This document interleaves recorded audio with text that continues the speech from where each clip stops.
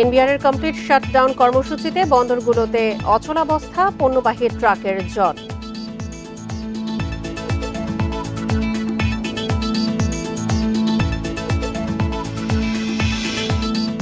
পণ্যের মান যাচাইয়ে আর ঢাকায় যেতে হবে না ব্যবসায়ীদের। চট্টগ্রামে বিএসটিআই এর ল্যাব উদ্বোধন করলেন শিল্প উপদেষ্টা।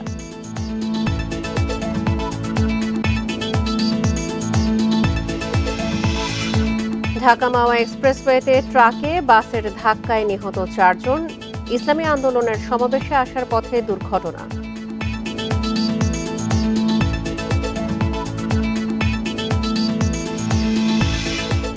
পিরোজপুরের ইন্দুরকানীতে ইউপি সদস্য সহ 2 জনকে কুপিয়ে হত্যা, পারিবারিক বিরোধের জের বলে ধারণা।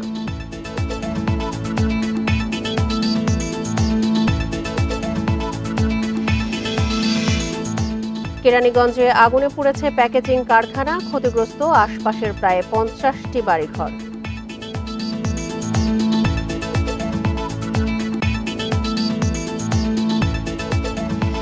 স্বাগত সমগ্র বাংলাদেশের সঙ্গে আছি সঞ্চারী মজিদ তমা। শুনছিলেন শিরোনাম, চলে যাচ্ছি পুরো খবরে। এনবিআর কর্মকর্তা কর্মচারীদের কমপ্লিট শাটডাউন কর্মসূচির কারণে সারা দেশে বন্দরগুলোতে দেখা দিয়েছে অচলাবস্থা। আমদানি রপ্তানিতে শুল্কায়ন কার্যক্রম বন্ধ থাকায় বিপাকে ব্যবসায়ীরা, আটকা পড়েছে পণ্যবাহী অসংখ্য ট্রাক। এনবিআর বিলুপ্তির প্রতিবাদ ও চেয়ারম্যানের পদত্যাগ দাবিতে এই কর্মসূচি আগামীকালও চলবে। দ্রুত সংকট সমাধানে না হলে ব্যাপক লোকসানের শঙ্কায় ব্যবসায়ীরা। শনিবার সকাল 9টা থেকে চট্টগ্রাম কাস্টমসে শুরু হয় কমপ্লিট শাটডাউন কর্মসূচি। তালা ঝুলিয়ে দেওয়া হয় শুল্কায়ন শাখার সব কক্ষে। কোনো কর্মকর্তা কর্মচারী কাজে যোগ দেননি। শুল্কায়ন কার্যক্রম বন্ধ থাকায় কাস্টমস অফিসে এসে ফেরত যান আমদানি রপ্তানিকারকদের প্রতিনিধিরা। একটা নির্দেশনা ছিল যে 2 শনিবার খোলা থাকবে। গত শনিবার 12টা পর্যন্ত বন্ধ ছিল, এরপরে কাজ হয়েছিল। আজকেও জানি যে কাজ হবে। গতকালকে রাত্রে একটা বিজ্ঞপ্তি পেলাম যে আজকে থেকে কমপ্লিট শাটডাউন অনির্দিষ্টকালের জন্য। এটা আপনার একটা সুষ্ঠু সমাধানে না আসে, এরকম হ্যাঙ্গিং অবস্থা থাকে, তাহলে তো আস্তে আস্তে ডে বাই ডে এটা হবে, ডিমেশন হবে। সকাল থেকে ফাঁকা বেনাপোল কাস্টমস হাউস। বেকার সময় কাটাচ্ছেন বন্দরের সাথে সংশ্লিষ্ট শ্রমিকরা। অচল অবস্থা তৈরি হয়েছে হিলি স্থলবন্দরেও। বিল অফ এন্ট্রি দাখিল থেকে শুরু করে কাস্টমস শুল্কায়ন বন্ধ থাকায় বন্দর থেকে আমদানি হওয়া পণ্য খালাস নিয়ে বিপাকে ব্যবসায়ীরা। এই শাটডাউনের কারণে এই কাঁচামালগুলা এই তীব্র তাপদাহে সবটাই ক্ষতিগ্রস্ত হয়ে যাবে। এতে ব্যবসায়ীদের চরম ক্ষতি হবে এবং এই ক্ষতির কারণে শুধু এই বাংলাদেশে এই কাঁচামালের যে দ্রব্যগুলা এগুলোর দামও বৃদ্ধি পাবে। শুল্ক আদায়ের সব ধরনের কার্যক্রম বন্ধ সোনা মসজিদ স্থলবন্দরেও। কর্মসূচির কারণে ভারতের মহদীপুর স্থলবন্দরে পণ্যবাহী ট্রাকের জট তৈরি হয়েছে জানান ব্যবসায়ীরা।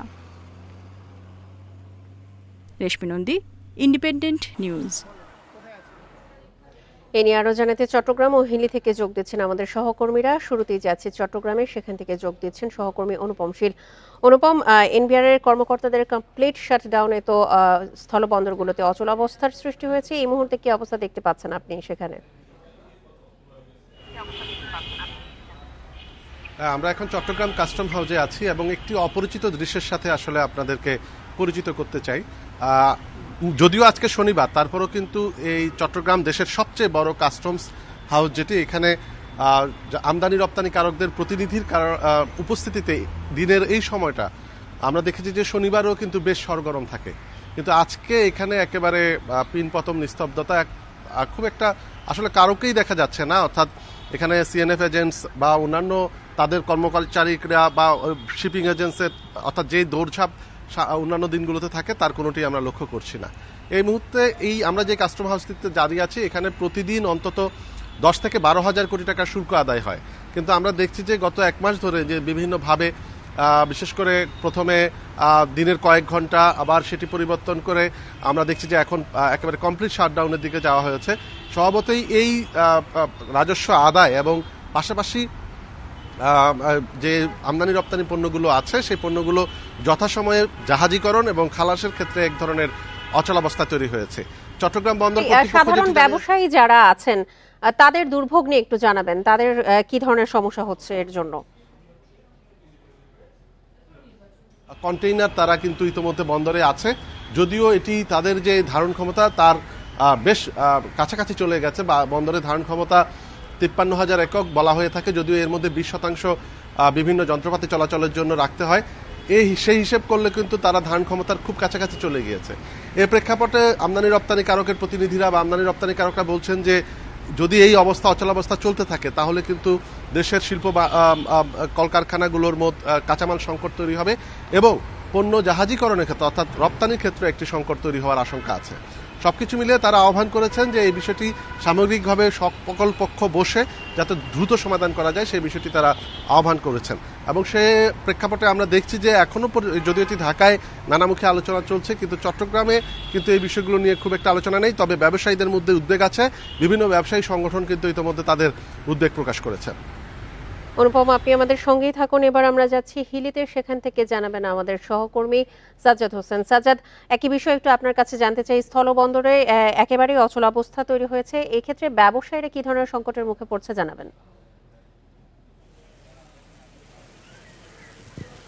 জি, আপনি জানেন যে কেন্দ্রীয় কর্মসূচি হিসাবে যে কমপ্লিট শাটডাউন, তারই অংশ হিসাবে আমরা দেখছি যে হিলি স্থলবন্দরে সকাল থেকে যে পণ্য খালাস সেটি কিন্তু বন্ধ রয়েছে। পাশাপাশি কিন্তু যে বিল অফ এন্ট্রি যে নেটিং সেটিও কিন্তু আমরা বন্ধ দেখতে পাচ্ছি। অর্থাৎ কাস্টম কর্মকর্তারা অফিস করলেও কিন্তু তারা কোনো কাজ করছেন না।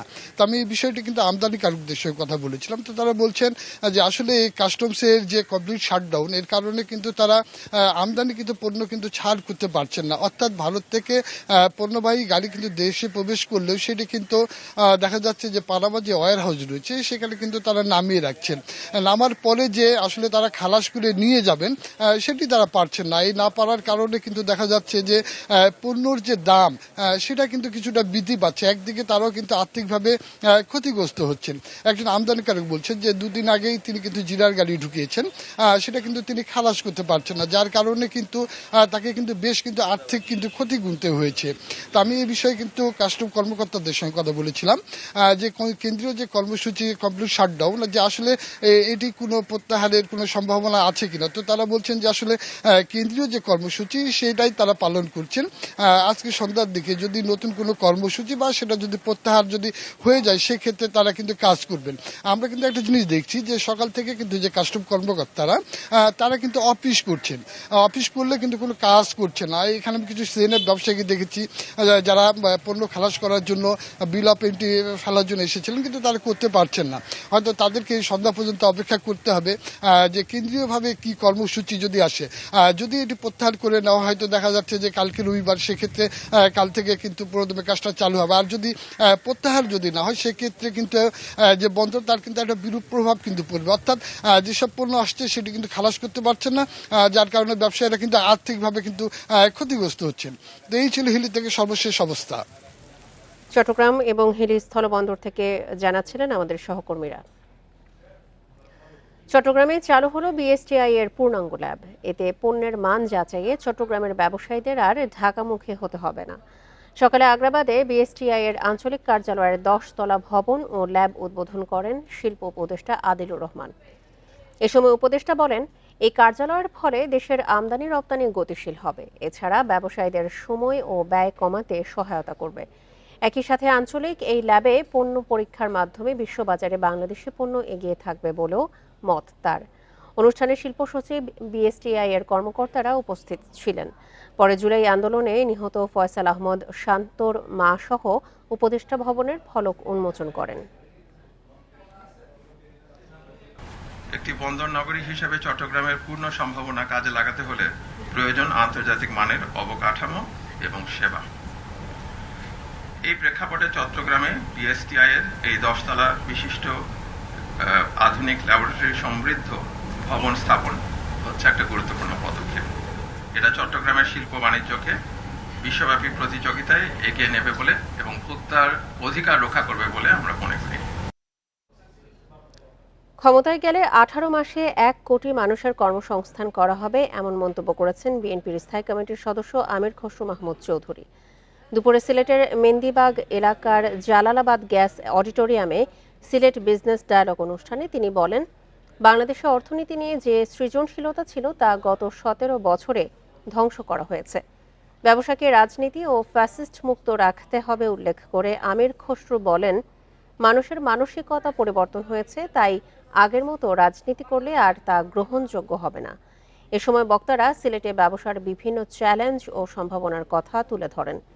সিলেটের পর্যটন খাতকে ঘিরে নানা প্রতিবন্ধকতার কথা তুলে ধরেন তারা। পাশাপাশি সিলেটের চা শিল্প ও কুটির শিল্পের নানা সম্ভাবনার কথাও তুলে ধরেন বক্তারা। এই ব্যবসার পরিবেশ ফিরিয়ে আনার জন্য, সকলের কাছে ফ্রেন্ডলি, বিজনেস ফ্রেন্ডলি একটা দেশ করার জন্য এবং বিদেশি বিনিয়োগ আনার জন্য যে পরিবেশ দরকার, যে পরিবর্তন দরকার, যে সিদ্ধান্তগুলো নেওয়া দরকার, সেটা আমরা কিভাবে দিতে পারি। আপনাদের এখানে আসার উদ্দেশ্য হচ্ছে আপনাদের কথা শুনতে হবে। বন্দর করিডোর ও স্টারলিংক প্রযুক্তির মাধ্যমে দেশের ওপর সাম্রাজ্যবাদী আগ্রাসনের প্রতিবাদে বাম গণতান্ত্রিক জোটের রোড মার্চ দ্বিতীয় দিনের ফেনীতে পৌঁছেছে। সকাল 10:30টায় ফেনীর কেন্দ্রীয় শহীদ মিনারে সংক্ষিপ্ত সমাবেশে অংশ নেন বিভিন্ন বাম সংগঠনের কেন্দ্রীয় ও স্থানীয় নেতাকর্মীরা। এ সময় বক্তারা বলেন, দেশকে টুকরো টুকরো করে বিক্রি করে দেওয়া হচ্ছে বিভিন্ন চুক্তির নামে। চট্টগ্রাম বন্দর ও রাখাইন করিডোর পরিকল্পনা জাতীয় স্বার্থের পরিপন্থী। চট্টগ্রাম বন্দর বিদেশিদের হাতে তুলে দেওয়ার সিদ্ধান্ত দেশের সার্বভৌমত্বের ওপর সরাসরি আঘাত। সেই সাথে রাখাইন করিডোরও জাতীয় নিরাপত্তার জন্য বড় হুমকি বলেও জানান তারা। সমাবেশ শেষে ব্যানার ও পোস্টার হাতে চট্টগ্রামের উদ্দেশ্যে যাত্রা শুরু করেন নেতাকর্মীরা। শুক্রবার সকালে জাতীয় প্রেস ক্লাব থেকে রোড মার্চ শুরু হয়ে নারায়ণগঞ্জ ও কুমিল্লা হয়ে রাতে ফেনীতে পৌঁছায়।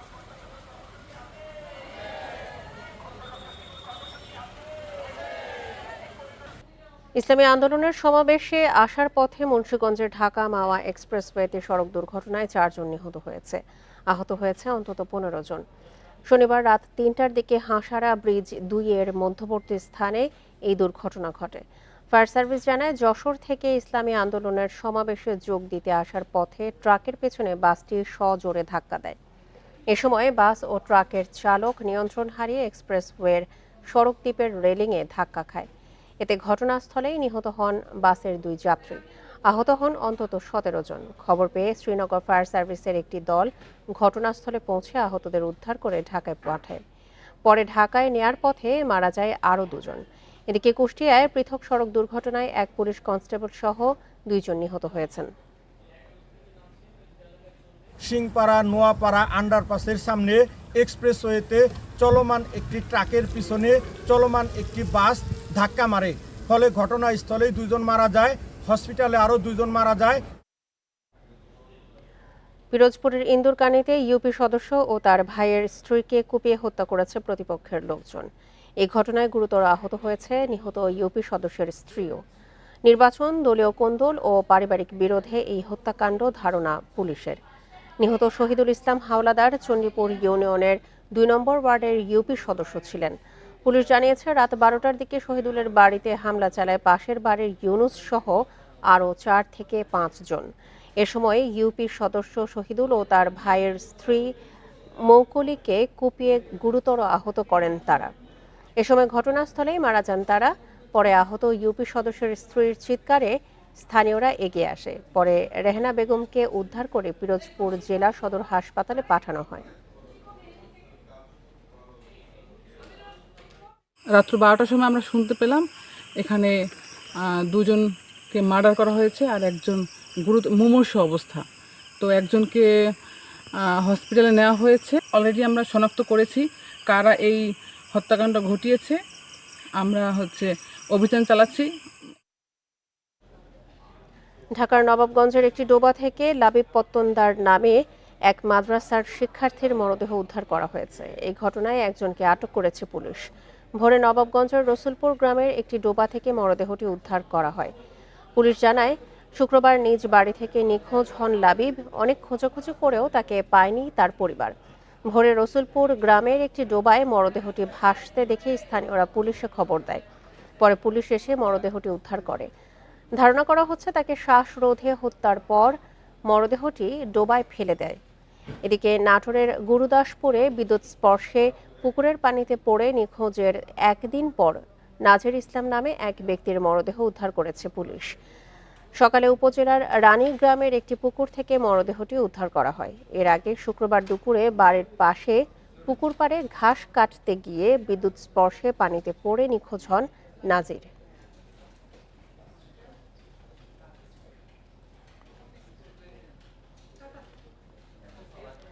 ঢাকার কেরানীগঞ্জে আগুনে পুড়ে গেছে একটি প্যাকেজিং কারখানা। সকাল 11:15টার দিকে বেগুনবাড়ি এলাকায় এই অগ্নিকাণ্ডের ঘটনা ঘটে। ফায়ার সার্ভিস জানায় সকালে আল্লাহর দান প্যাকেজিং নামে একটি কারখানায় আগুন দেখতে পায় স্থানীয়রা। পরে খবর পেয়ে ফায়ার সার্ভিসের 3টি ইউনিট ঘটনাস্থলে পৌঁছে আগুন নিয়ন্ত্রণে কাজ শুরু করে। প্রায় 1 ঘন্টার চেষ্টায় আগুন নিয়ন্ত্রণে আনে ফায়ার সার্ভিস। অগ্নিকাণ্ডে আশপাশের প্রায় 50টি বাড়িঘর ক্ষতিগ্রস্ত হয়েছে। প্রাথমিকভাবে ধারণা করা হচ্ছে বৈদ্যুতিক শর্ট সার্কিট থেকে আগুনের সূত্রপাত হয়েছে, তবে তাৎক্ষণিকভাবে ক্ষয়ক্ষতির পরিমাণ জানা যায়নি।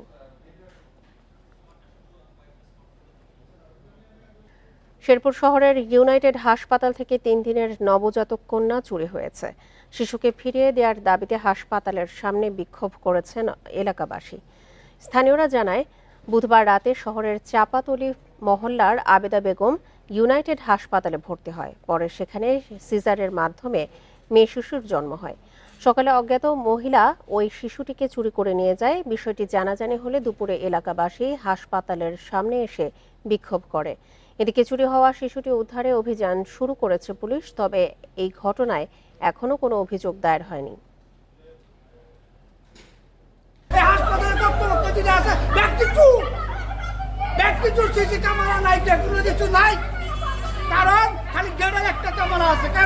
ভিকটিমের আত্মীয় স্বজনকে আমরা বলেছি যে আমাদের কাছে লিখিত অভিযোগ দেওয়ার জন্য। আমরা অভিযোগ পেলে আমরা আইনানুগভাবে আগাবো। আর এমনিতেই বাচ্চাটাকে উদ্ধার করার জন্য আমাদের টিম তৎপর আছে। শেরপুরে পাহাড় থেকে অবৈধ বালু উত্তোলনের প্রতিবাদ করায় দুর্বৃত্তের হামলায় আহত হয়েছেন বৈষম্য বিরোধী ছাত্র আন্দোলনের এক সদস্য। এ ঘটনায় 12 জনের বিরুদ্ধে মামলা করেছে ভুক্তভোগী। রাতে উপজেলার কর্ণঝোড়া এলাকার মেঘাদল বাজার এলাকায় হামলার এই ঘটনা ঘটে। ভুক্তভোগী মোহাম্মদ আরিফ জানান, কর্ণঝোড়া এলাকায় পাহাড় থেকে উত্তোলন করায় এর আগেও বাধা দেয় বৈষম্য বিরোধী ছাত্র আন্দোলনের সদস্যরা। শুক্রবার সাংগঠনিক কাজে শ্রীবর দিতে যায় আরিফ। এ সময় বাবেলাকোনা এলাকায় বালু পাচারের ঘটনায় জড়িত 2টি ট্রাক্টর আটকে পুলিশে খবর দেয়। এর জেরে বালু ব্যবসায়ী বিপ্লব দলবল নিয়ে হামলা চালায় অভিযোগ ভুক্তভোগীর। পরে স্থানীয়রা তাকে উদ্ধার করে হাসপাতালে ভর্তি করে।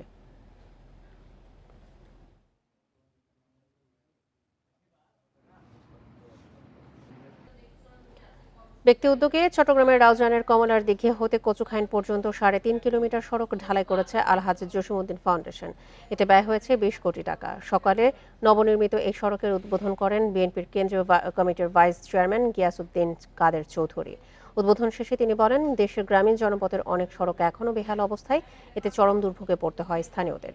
এসব সড়ক সংস্কারে সরকারের পাশাপাশি সমাজের বিত্তবানদের এগিয়ে আসার আহ্বান জানান তিনি।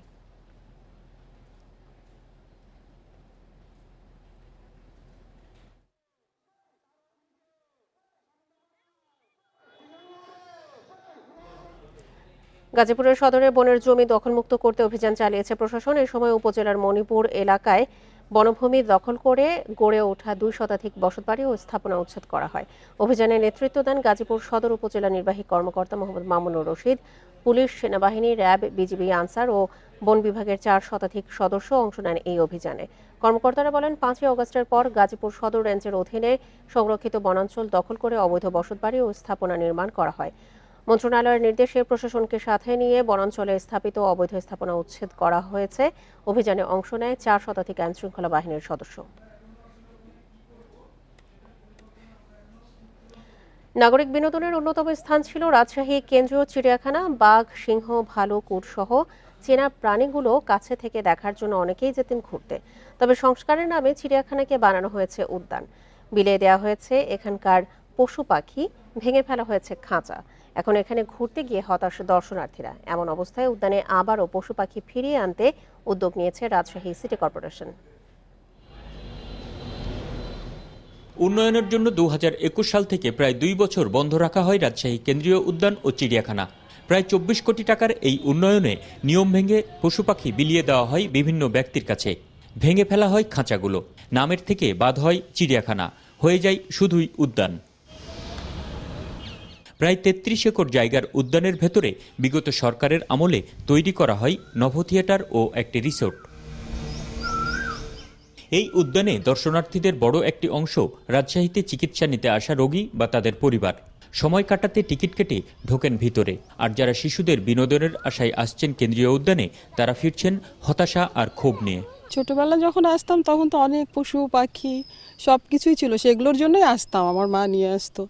কিন্তু এখন তো আসলে বাচ্চাদের দেখানোর মতো তেমন কিছু নাই। শুনছিলাম যে রাজশাহী চিড়িয়াখানা অনেক সুন্দর, তবে এখানে শুধু হরিণ আর মাছ ছাড়া দ্বিতীয় কোনো কিছু দেখতে পেলাম না। দর্শনার্থীদের চাওয়ার প্রেক্ষিতে রাজশাহী কেন্দ্রীয় উদ্যানকে নিয়ে চলছে নতুন ভাবনা। আবারও পশু পাখি ফিরিয়ে আনতে নেওয়া হচ্ছে উদ্যোগ। আমাদের পরিকল্পনা হচ্ছে যে আমরা আবার নতুন করে প্রাণী কালেকশন শুরু করেছি। দর্শনার্থীর মনোরঞ্জন, শিক্ষা বা বাচ্চাদের এন্টারটেনমেন্ট যেটাই বলেন আপনি, আবার এটিকে ঘুরে দাঁড়ানো সম্ভব। এখানে নতুন করে চিড়িয়াখানা করা আদৌ সম্ভব কিনা এ নিয়ে প্রশ্ন বিশেষজ্ঞদের। এই জায়গাতে আর কতটুকু সুযোগ আছে আমার এখানে সন্দেহ। চিড়িয়াখানায় শুধু প্রাণী খাঁচায় রাখলেই তো হবে না, তাকে তার পর্যাপ্ত পরিবেশটা দিতে হবে। উদ্যানের অবকাঠামো পরিবর্তন করা হয় উন্নয়নের নামে, কেটে ফেলা হয় বেশ কিছু দুষ্প্রাপ্য গাছ। Ahsan Habib, Apu, independent news, Rajshahi. কিশোরগঞ্জের ৩,০০০-এর বেশি কবরখোঁড়া মনু মিয়া মারা গেছেন। সকালে ইটনা উপজেলার জয়সিদ্ধি ইউনিয়নের আলগাপাড়া গ্রামের নিজ বাড়িতে মারা যান তিনি। স্বজনরা জানান মনু মিয়ার শরীরে নানা জটিল রোগ বাসা বাঁধে। পরে তাকে রাজধানীর একটি বেসরকারি হাসপাতালে ভর্তি করা হয়। সেখানে চিকিৎসা শেষে সুস্থতা বোধ করলে তাকে বাড়িতে নেওয়া হয়েছিল, তবে সকালে তিনি নিজ বাড়িতে মারা যান। আসরের নামাজের পর স্থানীয় গোরস্থান মাঠে নামাজে জানাজা শেষে ওই কবরস্থানেই তাকে দাফন করা হবে। এর আগে মনু মিয়ার প্রিয় বাহন ঘোড়াটি তার বাড়ির পাশে দুর্বৃত্তরা মেরে ফেলে রাখে। এ নিয়ে সামাজিক যোগাযোগ মাধ্যমে নিন্দার ঝড় ওঠে।